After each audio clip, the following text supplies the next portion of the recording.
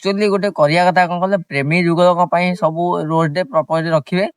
ଆମ ମାନଙ୍କ ପାଇଁ ଯୋଉମାନେ ମଧ୍ୟବିତ୍ତ ପରିବାରରୁ ଛୋଟ ପରିବାରରୁ ଅଛନ୍ତି, କାମ କରୁଛନ୍ତି, ସେମାନଙ୍କ ପାଇଁ ଆଜି ଜବ୍ ଡେ। ନମସ୍କାର ଆଜ୍ଞା। ଗୋଟେ କଥା ଜାଣିଛନ୍ତି, ଆଜି ହଉଛି ରୋଜ ଡେ। ଏଇକା 7 ଦିନ 7ଟା ଡେ।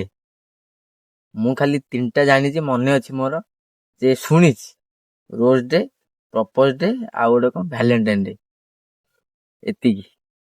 କିନ୍ତୁ ଆମର ଆଜ୍ଞା କଣ ଅଛି, ଆମର କିସ୍ତି ଡେ।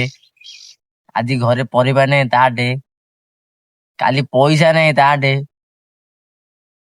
କିସ୍ତି ବାଲା ଆସି ଘରେ ବସିବ ତା ଡେ, ଅଭାବ ସଂସାର ତା ଡେ। ମାନେ ଖାଲି ଆମର ଯୋଉ ଡେ ଗୁଡାକ ସେଟା ସବୁ ପାଟିରେ ପଶିବନି, ସେଟା ସବୁ ଆଖିରେ ଦେଖାଯାଉଛି। ରାତି ଅନିଦ୍ରା ହେଇ କାମ କରିବ ତା ଡେ। କିନ୍ତୁ ସମସ୍ତଙ୍କ ଲାଇଫ ଟା ପଇସା ପାଇଁ ତ ଏଇଠି ଆମେ ପୁରା ଟେନସନ। କୁହନ୍ତୁ ନାଇଁ, ଏଇ ଯୋଉ ସବୁ ଡେ ସମୟରେ ଆକ୍ଚୁଆଲି ଗୋଟେ କରିବା କଥା କଣ କହିଲେ, ପ୍ରେମୀ ଯୁଗଳଙ୍କ ପାଇଁ ସବୁ ରୋଜ ଡେ ପ୍ରପୋଜ ରଖିବେ। ଆମ ମାନଙ୍କ ପାଇଁ ଯୋଉମାନେ ମଧ୍ୟବିତ୍ତ ପରିବାରରୁ ଛୋଟ ପରିବାରରୁ ଅଛନ୍ତି, କାମ କରୁଛନ୍ତି, ସେମାନଙ୍କ ପାଇଁ ଆଜି ଜବ୍ ଡେ। ପରଦିନ ପଇସା ପାଇବା ଡେ।